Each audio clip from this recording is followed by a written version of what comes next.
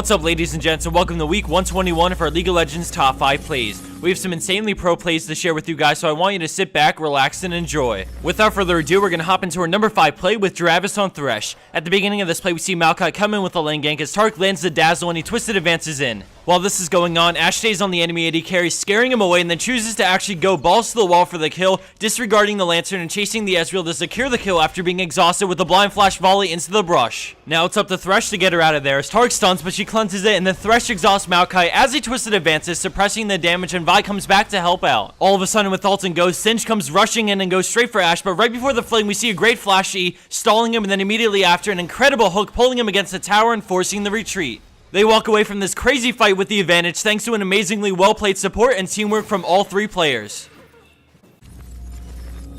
At our number 4 play, we have Columbus on Twisted Fate. For some backstory, we see Nocturne just pushed out top lane in this very close game, and right before his recall, the enemy team catches him for the kill and then immediately transitions to Baron. Red team backs out of the jungle, not wanting any part of a 4v5. As the enemy team sits on Baron, we see TF's ultimate start up as we see he ran down mid lane to get into range for his ultimate to place him right next to his creep wave. Blue team secures Baron and they start to recall, but then Ezreal stops Xin and Alistar with an Iceborne auto attack, and then he actually decides to arcane shift and stop Lee Sin last second before he recalls. He immediately gets vaporized, but this bought more time for Columbus to keep on pushing the base as we go back to him and see he has begun taking on the Nexus. Keep in mind, 5 players are recalling currently to stop this one Twisted Fate from winning the game. Out of nowhere, Alistar comes in and he flashes a WQ combo, also dodging Lee Sin's Sonic Wave, but he gets exhausted and kicked back as he runs in and finishes it off with a final Lichbane auto attack to win the game.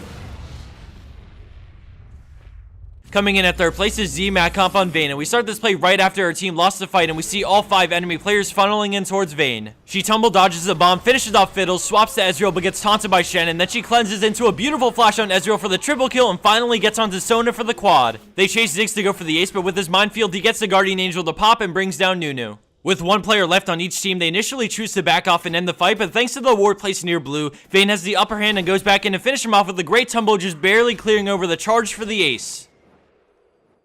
Landing a spot at our number 2 play is PG and Nova on Lee Sin. At the beginning of this play, we see Malphite in trouble as Lee Sin lands a Q and waits for Ahri to use her dash before going in and landing the triple slow and killing her as she dashes away. After the taunt, he pursues Shen and then decides to back out using the movement speed from Blade of the Ruined King, but he's surrounded and gets stunned by Riven, dropping solo, but he gets the ward jump over the wall into an immediate Sonic Wave resonating strike combo and Shen for his second kill. Thanks to the health potions, he barely survives, and then Italy goes for the spear, but he flashes over it perfectly, getting hit once before ward jumping back over the wall, absorbing Varus' auto attack in the meantime and avoiding death. Despite their chase, he escapes the enemy team with 2 kills thanks to an outstandingly well-played Lee Sin.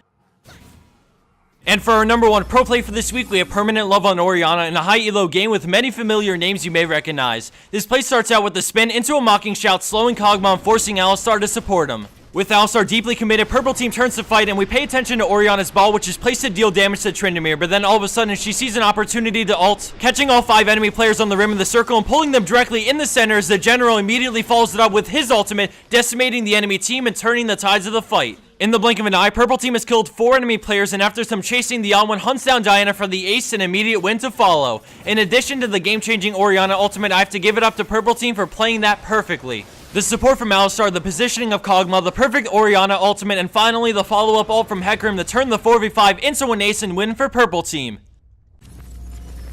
And for the bonus clip of the week, we have AZ and Natsu and Ezreal, who picks up quite a lot of kills considering he didn't do a single thing throughout this fight. Just as a heads up to everyone, heading out to PAX East in a couple of weeks, Brandon and I will be heading over there and doing a fan meetup as well as playing some games with people, so if you're going, look out for us either at the Machinima or Alienware booths. Thanks for watching, everyone. I hope you enjoyed this episode, and as always, have a wonderful weekend.